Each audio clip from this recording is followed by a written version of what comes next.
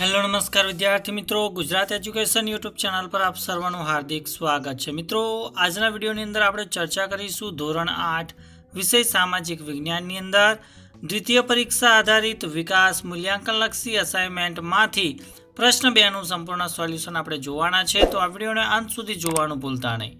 Channel ઉપર જો પ્રથમ વખત આવેલા હો તો ચેનલને સબસ્ક્રાઇબ કરી દેજો અને આ વિડીયોને તમારા અન્ય મિત્રો સુધી શેર કરી દેજો। શરૂઆત કરીએ પ્રશ્ન નંબર 2 નીચેના વિધાનો ખરા છે કે ખોટા તે જણાવો। એની અંદર પ્રકરણ 5 પહેલું વિધાન કે વિલિયમ બેન્ટિકે ઈસવીસન 1801 માં કોલકાતામાં ફોર્ટ વિલિયમ કોલેજ સ્થાપી હતી, તો આ વિધાન ખોટું છે। બીજું વિધાન કે બોઝ સંશોધન કેન્દ્ર કોલકાતામાં આવેલું છે, તો આ વિધાન ખરું છે। ત્રીજું વિધાન છે કે ગાંધીજીના મતે સાક્ષરતા એ સ્વયં શિક્ષણ છે, તો આ વિધાન પણ ખોટું છે। ચોથું વિધાન છે કે સ્વામી વિવેકાનંદ યુવાનોને કહેતા કે ઉઠો જાગો અને ધન પ્રાપ્તિ સુધી મંડ્યા રહો, તો આ વિધાન ખોટું છે। ત્યારબાદ પ્રકરણ 6 આધારિત પહેલું વિધાન કે રાષ્ટ્રવાદ એટલે પોતાના રાષ્ટ્ર પ્રત્યે એકાત્મકતા અને હીનપણાની ભાવના, તો આ વિધાન ખોટું છે। બીજું વિધાન અમૃતસર શહેર પંજાબમાં આવેલું છે, તો આ વિધાન ખરું છે। ત્રીજું વિધાન કે જલિયાવાલા બાગમાં વસંત પંચમીના તહેવારને અનુલક્ષીને વધારે લોકો આવ્યા હતા, તો આ વિધાન પણ ખોટું છે। ચોથું વિધાન કે મહાત્મા ગાંધી અહિંસક સત્યાગ્રહમાં માનતા હતા, તો આ વિધાન ખરું છે। ત્યારબાદ પ્રકરણ 7 આધારિત પહેલું વિધાન કે માંગરોળના મહારાજા સૂરજમલજીએ ભુજમાં કલાશાળા સ્થાપી હતી, તો આ વિધાન ખોટું છે। બીજું પાલ શૈલીના ચિત્રો લઘુચિત્રો પ્રકારના છે, તો આ વિધાન ખરું છે।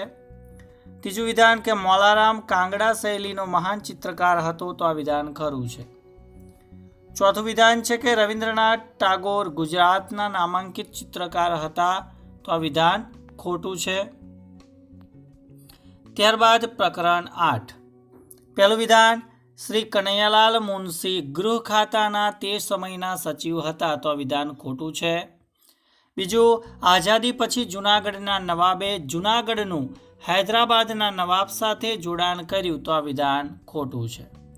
ત્રીજું વિધાન આજે જમ્મુ અને કાશ્મીર રાજ્યના ત્રીજા ભાગના પ્રદેશ પર પાકિસ્તાનનો કબજો છે, તો આ વિધાન ખરું છે। ચોથું વિધાન આજે ભારતમાંથી શીતળાનો રોગ નાબૂદ થઈ ગયો છે, તો આ વિધાન ખરું છે। ત્યારબાદ પ્રકરણ 12 એમાં પહેલું વિધાન કે steel authority of India limited એ સાર્વજનિક ક્ષેત્રનો ઉદ્યોગ છે, તો આ વિધાન ખરું છે। બીજું વિધાન કે ખાનગી ક્ષેત્રનો ઉદ્યોગ વ્યક્તિ કે વ્યક્તિઓનો સમૂહ ચલાવે છે, તો આ વિધાન ખરું છે। ત્રીજું યુએસએમાં ગ્રેટ લક્ષ્યથી પીટર્સબર્ગ ક્ષેત્ર સુધી લોક અયસ્ક જળમાર્ગે લાવવામાં આવે છે, તો આ વિધાન ખરું છે।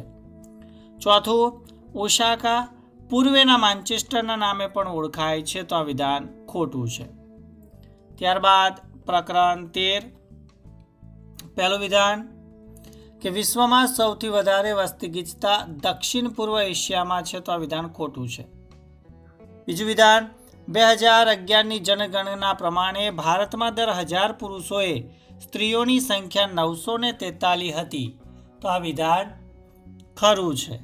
ત્રીજું વિધાન 2011ની જનગણના પ્રમાણે ભારતમાં સાક્ષરતાનો દર 78% હતો, તો આ વિધાન ખોટું છે। ચોથું વિધાન કે ફળદ્રુપ જમીન ખેતી માટે ઉપયોગી હોય છે, તો આ વિધાન ખરું છે। ત્યારબાદ પ્રકરણ 14 એમાં પહેલું છે કે સુનામી એ પૂર્વે આગાહી કરી શકાય તેવી આપત્તિ છે, તો આ વિધાન ખરું છે। બીજું વિધાન ગુજરાતમાં આક્રમણ કરતા તીડ રણતીડના નામે ઓળખાય છે, તો આ વિધાન પણ ખરું છે। ત્રીજું પૂર એ કુદરતી આપત્તિ છે, તો આ વિધાન પણ ખરું છે। ચોથું ભૂકંપ એ પૂર્વ આગાહી કરી શકાય તેવી આપત્તિ છે, તો આ વિધાન ખોટું છે। ત્યારબાદ પ્રકરણ 17 પહેલું વિધાન મકાન જમીન કે અન્ય સંપત્તિના હક અંગેના દાવાઓ ફોજદારી દાવા કહેવાય છે, તો આ વિધાન ખોટું છે। દરેક જિલ્લામાં દીવાની અને ફોજદારી અદાલત હોય છે, તો આ વિધાન ખરું છે। ત્રીજું વિધાન ભારતમાં સર્વોચ્ચ અદાલતનો પ્રારંભ 26 જાન્યુઆરી 1950ના રોજ થયો હતો, તો આ વિધાન ખોટું છે. સર્વોચ્ચ અદાલત નજીરી અદાલત ગણાય છે, તો આ વિધાન સાચું છે. ત્યારબાદ પ્રકરણ 18. એમાં પહેલું વિધાન, આજે ભારતીય સમાજ આધુનિક સમાજમાંથી પરંપરાગત સમાજ તરફ ઝડપથી ગતિ કરી રહ્યો છે, તો આ વિધાન ખોટું છે. બીજો, સામાજિક ન્યાયનો હેતુ સમાજના તમામ લોકોને ન્યાય અપાવવાનો છે, તો આ વિધાન ખોટું છે.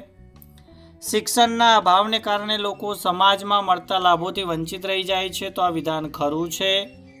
ચોથું, પછાત વર્ગોને બંધારણીય હકો દ્વારા દેશમાં સમાન તક, ન્યાય અને દરજ્જો આપવામાં આવે છે, તો આ વિધાન ખરું છે.